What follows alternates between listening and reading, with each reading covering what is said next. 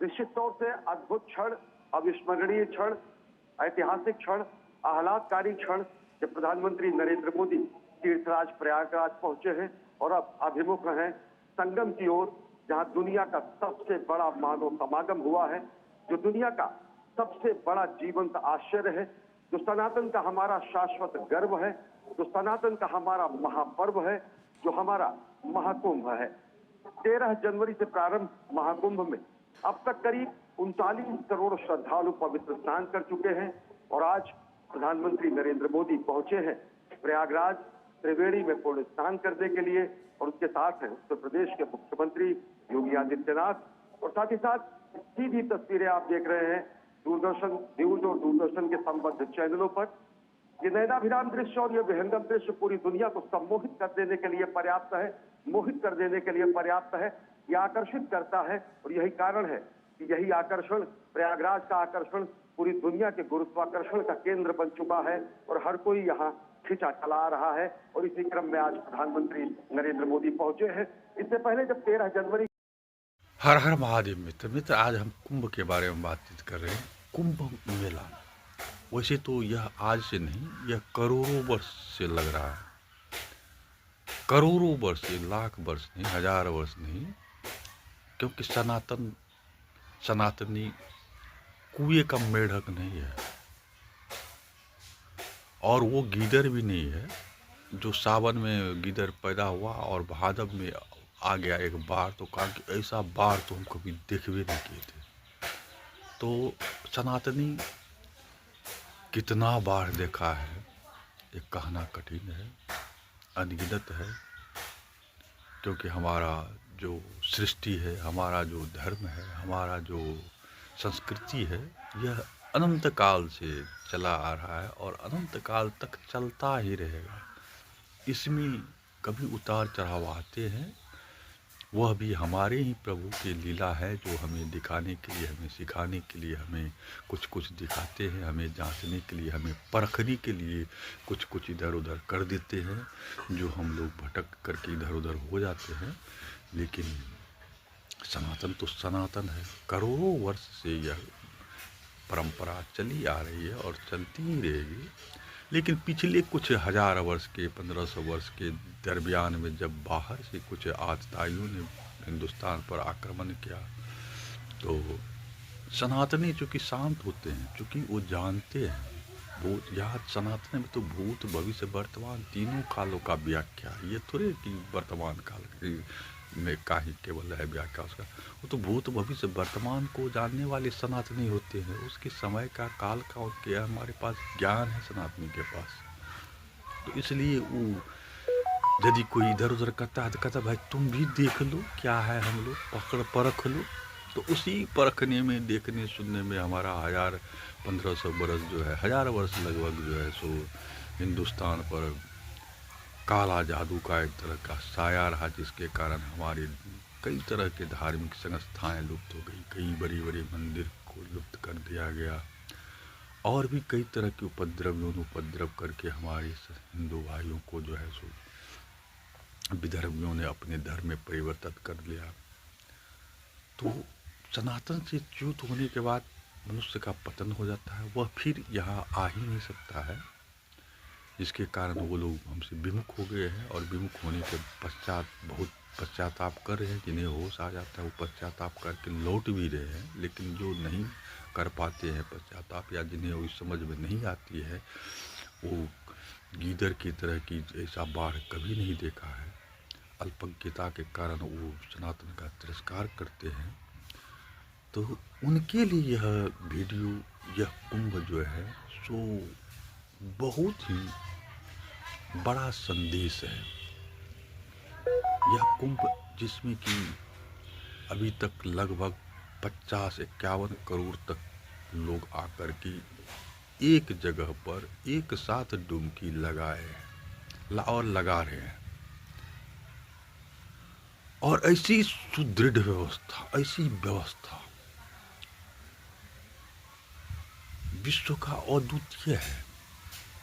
यह कोई भी राष्ट्र कर ही नहीं सकता है, किसी भी राष्ट्र में ये हो ही नहीं सकता है। क्योंकि पूरे ब्रह्मांड में, पूरे विश्व में भारत ही सिर्फ एक कर्म भूमि है, बाकी सब तो भोग भूमि है। वहाँ तो सिर्फ भोग प्रधान है, भोगने के लिए लोग आते हैं, उन्हें कर्म से कोई लेना देना नहीं है। इसलिए वहाँ ये सब कार्यक्रम हो ही नहीं सकता है। और इस क्या विपरीत परिस्थिति में, जहाँ हमारा देश अभी फिलहाल कुछ वर्षों से, कुछ साल पहले आतंकवाद का गढ़ बन चुका था, कोई भी हम धार्मिक कार्यक्रम नहीं करते थे, कहीं आना जाना मुश्किल हो जाता था, कहीं बम ब्लास्ट हो जाता है, कई तरह से हम लोगों को डराया धमकाया जाता था, कई तरह से हम लोगों को प्रताड़ित किया जाता था, कई तरह की अनेकानेक घटना होती ही रहती थी। वैसी जगह में, उस परिस्थिति में, यहाँ हमारे जो माननीय प्रधानमंत्री, माननीय मुख्यमंत्री हैं, इन लोगों ने अथक प्रयास करके जो यह प्रदर्शित कर रहे हैं, यह सराहनीय है, यह अनुकरणीय है। और यह जो है विधर्मियों के लिए, जो हिंदू धर्म से पदच्युत हो चुके हैं, उनके लिए भी यह बहुत बड़ा संदेश है कि देखो सनातनी क्या है, सनातनी कैसे होता है। हमारे बहुत से हिंदू भाई भी जो विमुख हैं, ईश्वर को नहीं जानना चाहते, नहीं पहचानना चाहते, जिन्हें कोई बड़ा अचंभा लग रहा है, ऐसा कैसे हो रहा है, ऐसा क्यों हो रहा है, उनके लिए तो यह एक छलावा ही लगता है। लेकिन जो वास्तविक है, जो सत्य है, सत्य सबके सामने है, उन्हें भी देख करके जरूर आश्चर्य होगा। आज हमारे प्रधानमंत्री भी इसमें यहाँ पहुँच करके अपने देशवासियों के प्रति समर्पित है, और उनका हाल चाल जानने के लिए, उस जगह का निरीक्षण करने के लिए, उनको किसी तरह का दिक्कत ना हो, इसके लिए स्वयं अपने मुख्यमंत्री, प्यारे मुख्यमंत्री आदित्यनाथ के साथ निरीक्षण कर रहे हैं। ये बड़ी सौभाग्य की बात है। देखिए इसका कुछ और अंश जो बड़ा ओम यंतु दद्यो वर्षंतु पर्जन्य की बात करती है। हमारी संस्कृति जो नर में नारायण का स्वरूप देखती है, हमारी संस्कृति जो प्रकृति की पूजा करती है, हमारी संस्कृति जो दरिद्र नारायण में देव स्वरूप देखती है, उस दरिद्र नारायण के स्वरूप को देखते हुए, उस नर नारायण के स्वरूप को देखते हुए, उस नरोत्तम स्वरूप में प्रधानमंत्री नरेंद्र मोदी राष्ट्र निर्माण के संकल्प को लेकर आज पहुंचे हैं। और त्रिवेणी तट पर वो स्नान करेंगे और ध्यान करेंगे, पूजा अर्चना करेंगे, त्रिवेणी पूजन करेंगे, अर्चन करेंगे, अभिनंदन करेंगे, और निश्चित तौर से राष्ट्र निर्माण का आह्वान करेंगे कोटि कोटि भारतवासियों की ओर से। और ये प्रतिनिधि के रूप में पहुंचे हैं प्रधानमंत्री नरेंद्र मोदी। 39 करोड़ से ज्यादा भारतीय और विश्व भर के लोग यहाँ पहुंच चुके हैं, और बचे हुए जो अन्य देश के हमारे कोटि कोटि नागरिक है, जिनकी अभिलाषा प्रयाग तक पर अभी पहुंचने की है, अभी 21 दिनों का ये महापर्व बाकी है। तो प्रधानमंत्री नरेंद्र मोदी समूचे राष्ट्र की तरफ से राष्ट्रमंगल की कामना के लिए, विश्व मंगल की कामना के लिए त्रिवेणी तट पर पहुंचे हैं। और निश्चित तौर से अगर देखें तो इसी भारत भूमि ने पूरी दुनिया को ब्रह्म ज्ञान दिया है, इसी भारत भूमि ने दुनिया को मंगल ज्ञान दिया है, इसी भारत भूमि ने पूरी दुनिया को अमरता का संदेश दिया है। और उसी हमारे पुरखों की अमरता की खोज की अमर निशानी, शाश्वत प्रतीक के रूप में ये महाकुंभ है, जहां पर अमृत कलश समुद्र मंथन के बाद जब हमने सागर को मत दिया था, जब हमने सागर को छान लिया था, तब हमने रत्न निकाले थे, और वो महारत्न जो अमरता का प्रतीक अमृत बिंदु था, जब यहाँ गिरा था, 4 स्थानों पर गिरा था, तो महाकुंभ की परिपाटी हुई थी। ये हमारे पुरुषार्थों का, ये हमारे पुरखों की जो प्रताप है, उसका प्रतीक है कि किस तरीके से हमने सागर को मथा, किस तरीके से हमने सागर से अमृत निकाला, हमने अमरता का संदेश दिया अपने संस्कृत वाङ्मय के द्वारा, अपने संस्कृति के द्वारा, अपने सांस्कृतिक भाषाओं के द्वारा। और उसी तरीके से देवताओं ने भी कहा कि गायन्ति देवा किल गीत गानि धन्यास्तु ते भारत भूमि भागे स्वर्गाप वर्गास पद मार्ग भूते भवति भूयः पुरुषः सुरत्वात्।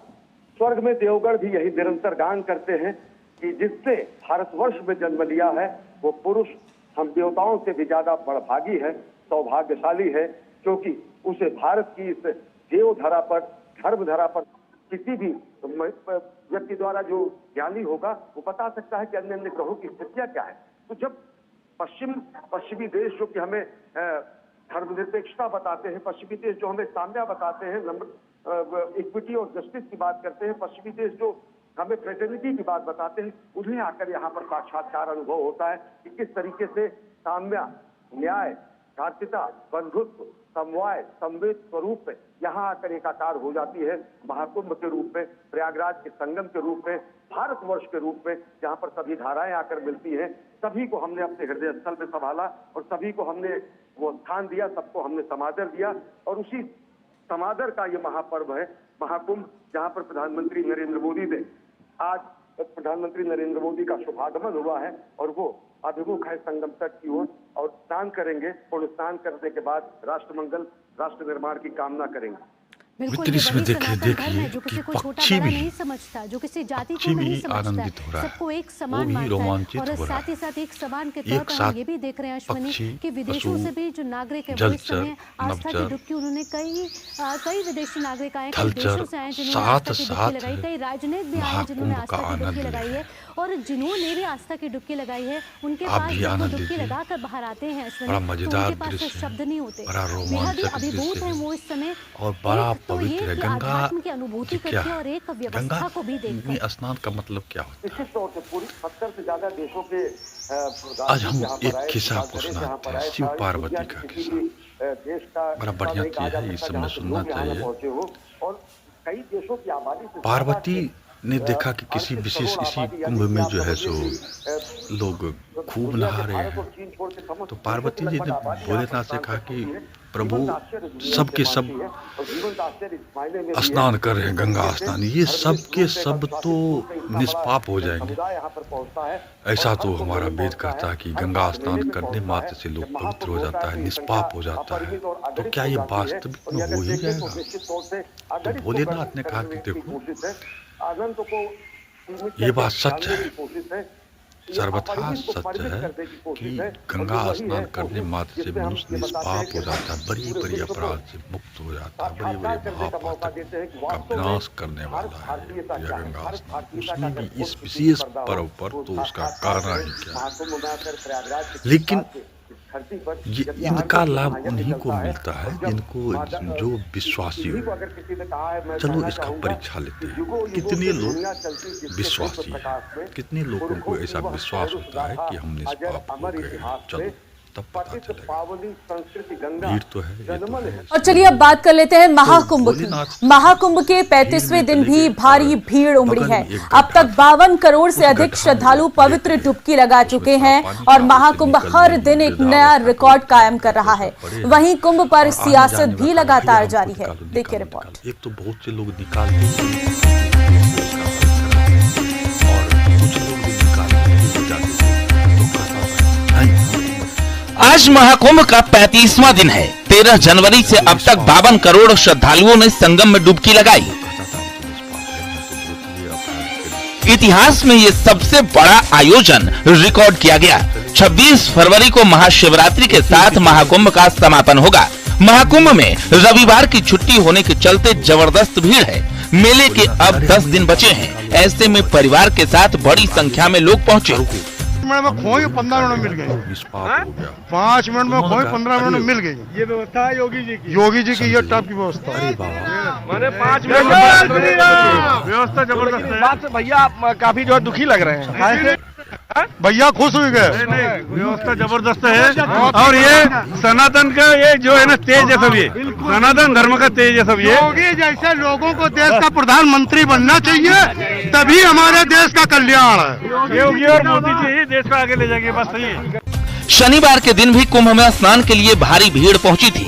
इसे लेकर प्रशासन ने न सिर्फ पुख्ता इंतजाम किए बल्कि सीएम योगी के निर्देशों के मुताबिक भीड़ प्रबंधन के स्पेशल प्लान पर फोकस किया जा रहा है। श्रद्धालुओं की संख्या कहीं से कम होती नहीं दिख रही है। इस वक्त न्यूज 18 टीम ओवरपुल पर खड़ी और जहां तक कैमरे की नजर जा रही है, श्रद्धालु और श्रद्धालु, क्या महिला, क्या पुरुष, क्या बच्चे, क्या बूढ़े, कश्मीर से लेकर कन्याकुमारी तक श्रद्धालु यहाँ पहुंच रहे हैं। कुछ बच्चों को लेकर आ रहे हैं, कुछ अपने माता पिता को जो असमर्थ हैं उनको कंधे पे बिठा के ले रहे हैं, कुछ रिक्शे का सहारा ले रहे हैं। वहीं सीएम योगी आदित्यनाथ एक बार फिर से महाकुंभ परिसर में मौजूद रहे और पूरे क्षेत्र का हवाई निरीक्षण किया। सीएम योगी ने इस दौरान महाकुंभ के संदेश का फिर जिक्र किया। व्यवस्था सब ठीक है, सब बढ़िया है, बढ़िया व्यवस्था, मतलब कह नहीं सकते हैं। महाकुंभ में पवित्र स्नान के लिए पहले दिन से ही श्रद्धालुओं की भीड़ उमड़ती रही है। पौष पूर्णिमा यानी 13 जनवरी को 1.25 करोड़ लोगों ने स्नान किया। 14 जनवरी यानी मकर संक्रांति पर 3.5 करोड़ लोगों ने स्नान किया। सामान्य दिन पर सबसे ज्यादा 28 जनवरी को 5 करोड़ लोगों ने आस्था की डुबकी लगाई। मौनी अमावस्या यानी 29 जनवरी को 7.5 करोड़ लोगों ने स्नान किया। बसंत पंचमी पर 2 फरवरी को 2.5 करोड़ लोगों ने स्नान किया। माघ पूर्णिमा यानी 12 फरवरी को 2 करोड़ लोगों ने स्नान किया। वहीं अब तक यानी 16 फरवरी तक यह आंकड़ा 52 करोड़ से ज्यादा पहुंच चुका है। सरकार तो बहुत बढ़िया काम कर रही है, उनके बगैर कैसे होता।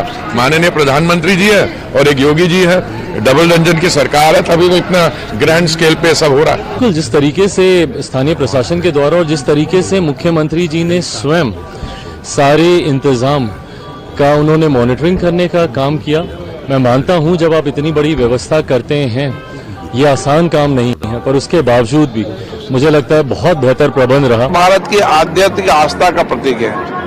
भारत की पुरातन संस्कृति, वेद, विज्ञान, संस्कृति, पुराण, इन सब में महाकुंभ का एक विशेष महत्व है और इसीलिए भारत की जनता की बड़ी आस्था है।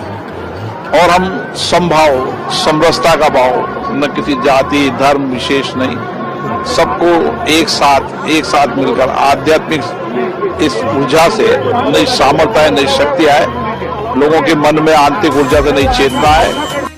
कल्पवास खत्म हो चुका है, लेकिन अभी भी कुंभ के अद्भुत रंग हर किसी को सम्मोहित कर रहे हैं। न सिर्फ कुंभ में श्रद्धालुओं का उत्साह लगातार बढ़ रहा है, बल्कि हर कोई इसकी तारीफ भी करता दिख रहा है।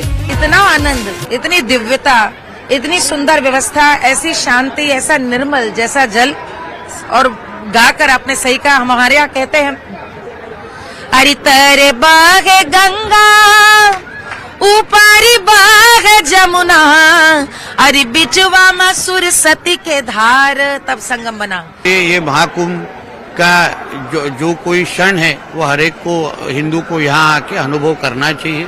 हमारे देश हमारे मोदी जी के नेतृत्व में बहुत आगे बढ़ रहा है और इसलिए हर एक को जिस तरीके से हमारे योगी जी ने अतिशय बहुत अच्छा नियोजन इस सब चीज का किया है। कुंभ में एक तरफ कल्पवासी अपने घरों की तरफ लौट रहे हैं, तो दूसरी तरफ महाकुंभ में स्नान का पुण्य लाभ लेने के लिए लाखों श्रद्धालु कुंभ की तरफ बढ़ रहे हैं। ऐसे में जो माना जा रहा था सारे अपने रिकॉर्ड तोड़ चुका है। क्या बच्चे, क्या बूढ़े, क्या जवान, क्या विदेशी, क्या देश। सर कैसा लगा? बहुत अच्छा सर, बहुत अच्छा, बहुत अच्छा।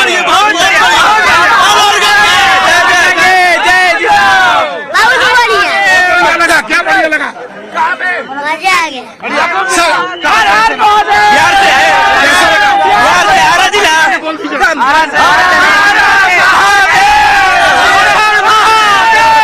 देख सकते हैं महादेव के नारे लगाते लोग दिख रहे हैं। देश के कोने कोने से लोग यहाँ पहुँच रहे हैं। क्या महिला, कैसा लगा? बहुत ही अच्छा, बहुत अच्छा, अच्छा लगता है, बहुत ही अच्छा। आप देख सकते हैं कि एकदम भव्य दिव्य संगम योगी जी और हमारे मोदी जी की जो ये प्रधानता उन्होंने रखा है वो निश्चित रूप से सराहनीय है। हम लोग आए बड़ी ही सुदृढ़ और सही तरीके से। आप देख सकते हैं कि जो भी यहाँ मौजूद है वो भावुक हो रहा है, क्योंकि उसने कभी ये सपने में नहीं सोचा था कि ऐसे इंतजाम, ऐसे दिव्य दर्शन उन्हें होंगे।